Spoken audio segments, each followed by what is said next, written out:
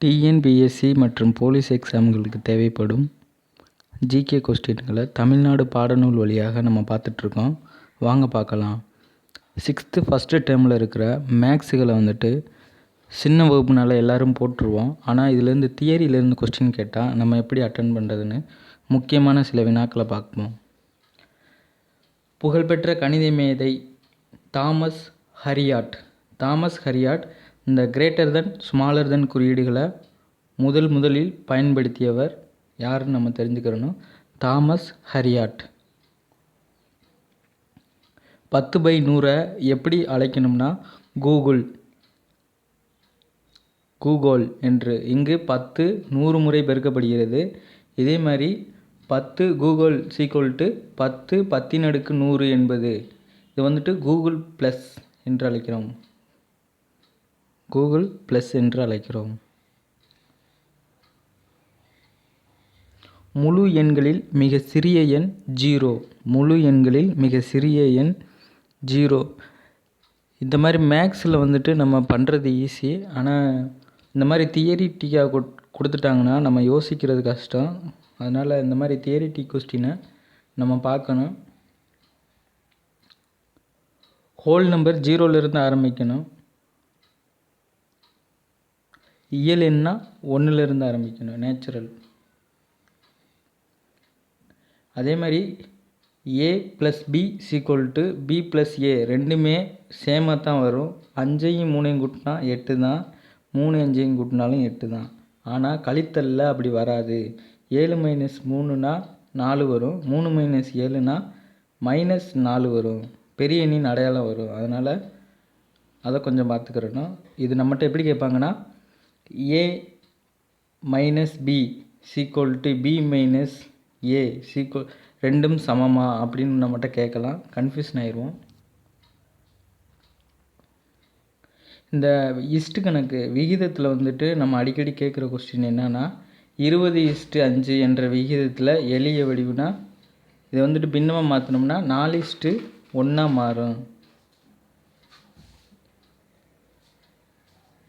ஜியோ என்பது புவி மற்றும் மெட்ரோன் என்பது அளவீடு. இது வந்து கிரேக்க சொல்லிலிருந்து ஜாமெண்ட்ரி என்ற சொல் பெறப்பட்டது. ஜாமெண்ட்ரி என்ற சொல் எந்த சொல்லிலிருந்து பெறப்பட்டுச்சுன்னா கிரேக்க சொல்.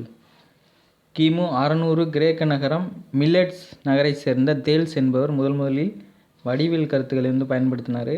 கிரேக்க கணிதவியலர் பித்தாகரஸ் வடிவியலின் முறையை வளர்ச்சிக்கு உதவினவர் பித்தாகரஸு.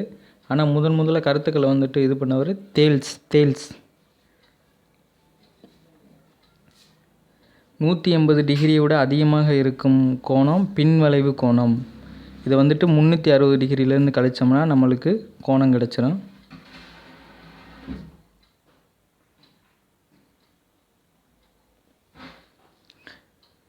இந்த படத்தை பாருங்கள். ஏயிலிருந்து ஏ ஒரு புள்ளி, சி ஒரு புள்ளி, அதேமாதிரி பி ஒரு புள்ளி. சிக்கும் ஏக்கும் சிக்கும் ஒரு கோடு மாதிரி இருக்குது. அப்போ கோணம் 0ல் தான் இருக்குது. அதே மாதிரி ஏவுக்கும் பிவுக்கும் இருக்கிற கோணம் 0. இது வந்துட்டு பூஜ்ஜிய கோணம். ஒரே நேர் கோட்டில் இருக்கிறதுனால பூஜ்ஜிய கோணம். அடுத்த படத்தை பாருங்கள். சி ஒரு புள்ளி, ஏ ஒரு புள்ளி, பி ஒரு புள்ளி. மேலே என்ன சொல்லியிருக்காங்க? சி ஆனது பிக்கு மிகச்சரியாக எதிர் திசையில் அமைந்துள்ளது. சி ஆனது பிக்கு எதிர் திசையில் அமைஞ்சிருக்கு. அப்போ இது ஃபுல்லாகவே ஒரு கோணம். அந்த கோணம் என்னன்னா 180 டிகிரியை வந்துட்டு இருக்கும். இங்கே வந்துட்டு இந்த பக்கத்து போகுது. அம்புக்குறி எந்த பக்கத்து போகுதுன்னு பாருங்கள். இங்கே சிக்கு இந்த பக்கம் போகுது. இப்போ இங்கேருந்து ஸ்டார்ட் ஆகி அங்கிட்டு போகுது. இதுவும் இங்கிட்டிருந்து ஸ்டார்ட் ஆகி அங்கிட்டு போகுது. அப்போ நடுவில் இருக்கிறனால ஏ வந்து ஒரு உச்சி புள்ளி. கோணம் எவ்வளோன்னா 180 டிகிரி. இது ஒரு நேர்கோணம். இரு கோணங்களின் கூட்டுத்தொகை 90 டிகிரி எனில் அவ்விரு கோணங்கள் ஒன்றுக்கொன்று நிரப்பு கோணங்கள் ஆகும். இப்போ வந்துட்டு ஒரு கோணம் வந்து 20 டிகிரி, இன்னொரு கோணம் வந்து 70னா இது ரெண்டையும் கூட்டினா 90 வந்தால் அது வந்துட்டு நிரப்பு கோணங்கள். படம் 1 பாருங்கள். அதே மாதிரி இரு கோணங்களின் கூட்டுத்தொகை 180 வந்துச்சுன்னா அது வந்துட்டு மிகை நிரப்பு கோணங்கள். ஒரு டிகிரி 33 இருக்குது, இன்னொரு டிகிரி 147 இருக்குது. இந்த மாதிரி கோணங்கள் மிகை நிரப்பு கோணங்கள். தரவு டேட்டா என்ற சொல் முதலில் 1640 பயன்படுத்திட்டாங்க. அப்புறம் 1946 தரவு என்ற சொல் பரிமாற்றத்திற்கும் கணினியில் சேமித்து வைத்திருக்கும் உகந்ததாக பொருள்பட்டது. 54 இதை வந்துட்டு டேட்டா ப்ராசஸிங் என்ற சொல் அறிமுகப்படுத்தது. 1954 தான் டேட்டா ப்ராசஸிங் தகவல் செயலாக்கம் என்ற சொல் உருவாகிறது. இது லத்தீன் மொழியில் இதை எப்படி சொல்கிறாங்கன்னா கொடுத்த அல்லது கொடுக்கப்பட்ட என பொருள்படும்.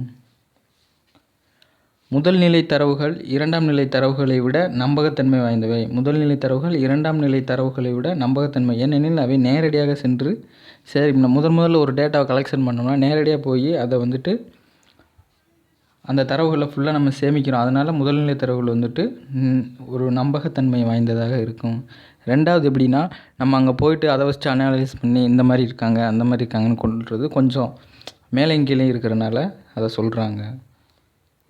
இந்த மாதிரி 6th ஃபஸ்ட் டேர்மில் நம்மளுக்கு தெரியாமல் நிறையா தியரிட்டிக் கொஸ்டின் நிறையா இருக்குது. அதனால் முக்கியமாக மேக்ஸ் போடுறவங்க ஈஸியாக போட்டுருவாங்க. இந்த தியரிட்டிக் கொஸ்டின் கொஞ்சம் கஷ்டமாக இருக்கும். டிஎன்பிசியில் அடிக்கடி தியரிட்டிக் கொஸ்டினை கொடுத்து கொஞ்சம் கன்ஃபியூஸ் பண்ணுற மாதிரி இருக்கும். அதனால் தெரிஞ்சுக்கிறது அவசியம். வீட்டில் இருந்து தயார் பண்ணுற உங்கள் ஃப்ரெண்ட்ஸுக்கு ஷேர் பண்ணி விடுங்க. மறக்காமல் சேனலை சப்ஸ்கிரைப் பண்ணுங்கள். தேங்க்யூ ஃபார் வாட்சிங்.